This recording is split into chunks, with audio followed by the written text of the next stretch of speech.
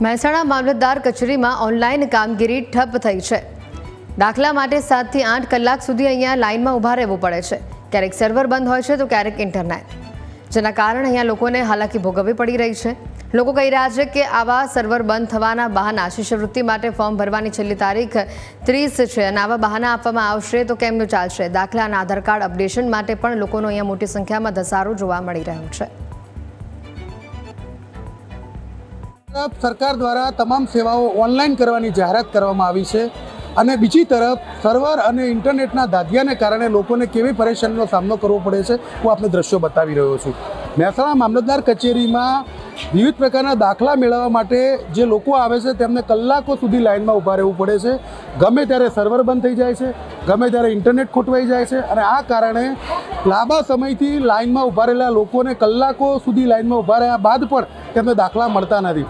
એક તરફ વર્તમાન સમયમાં શિષ્યવૃત્તિ કે અન્ય માટે આવકના દાખલા, જાતિના દાખલા ફરજિયાત બનાવાયા છે અને પ્રાથમિક શાળામાં અભ્યાસ કરતા બાળકોને પણ દાખલો ફરજિયાત આપવાનો છે। આમ છતાં તેમને દાખલો મેળવવા માટે કલાકો સુધી અહીં લાઇનમાં ઊભા રહેવું પડે છે। અહીં જે લોકો છે તેમની પાસે જાણવાનો પ્રયાસ કરીએ। ભાઈ, કેટલા સમયથી લાઇનમાં ઊભા છો અને કેવી તકલીફ પડી રહી છે?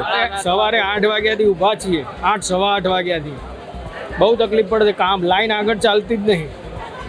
આને શું કહી શકાય? એક તરફ દાખલા ફરજિયાત કર્યા છે સરકારે, શિષ્યવૃત્તિ માટે દાખલો જોઈએ, બીજા માટે જોઈએ, તો હવે આ પ્રકારની જે લાલિયાવાડી છે એને શું કહી શકાય? હવે સરકારે એના નિયમ પ્રમાણે જે દાખલા કરાવ્યા પણ દાખલા કઢાવવા માટે સગવડ તો એ પ્રમાણે થોડીક વધારવી જોઈએ તો પબ્લિકને કામ ઝડપી ચાલુ થાય, ઝડપી એને કામ મળે પબ્લિકને। અન્ય લોકો પણ છે, કેટલા સમયથી ઊભા છો? આપ મને કેવી તકલીફ પડી રહી છે? સવારે 7 વાગ્યાના ઊભા છીએ, અત્યારે 12 વાગવા હજુ નંબર આવ્યો નથી।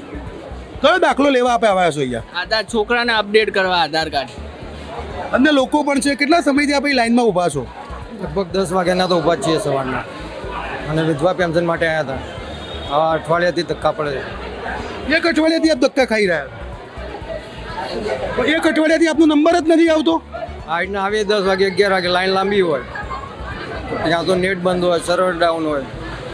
તો હું આપને જે લોકો છે લોકો બતાવી રહ્યો છું। આપ જે લાઈન જોઈ શકો છો, આ લાઈન છે એ મહેસાણા મામલતદાર કચેરીમાં વિવિધ પ્રકારના દાખલા, આધાર કાર્ડ અપડેશન કે પછી વિધવા સહાય માટે કાર્યવાહી કરવા માટે જે લોકો આવે છે તેમને જે દાખલાની જરૂરિયાત હોય છે અને તેમને આ પ્રકારે લાઈન લગાવીને કલાકો સુધી ઊભા રહેવું પડે છે। કેટલાક લોકો સવારે 10 વાગે કચેરી ખુલતાની સાથે આવી જાય છે પણ અહીં સર્વરના દાધિયા હોવાને કારણે, નેટ બંધ થઈ જતું હોવાને કારણે લોકોને કલાકો સુધી લાઇનમાં ઊભા રહ્યા પછી પણ તેમને દાખલા મળતા નથી। હું જે નાના બાળકો પણ છે કે જે આધાર કાર્ડ અપડેશન માટે અહીં આવ્યા છે, શિષ્યવૃત્તિ માટે આ જે કાર્યવાહી છે ફરજિયાત કરવામાં આવી છે, આમ છતાં આજે કાર્યવાહી નહીં થતી હોવાને કારણે લોકોને પરેશાનીનો સામનો કરવો પડી રહ્યો છે। હું આપને જે દ્રશ્યો બતાવી રહ્યો છું એ મહેસાણા મામલતદાર કચેરીના દ્રશ્યો છે અને આપ જે લાઈન જોઈ રહ્યા છો એ ખૂબ લાંબી લાઈન છે અને આમનો નંબર ક્યારે આવશે તેનો જવાબ કોઈની પાસે નથી।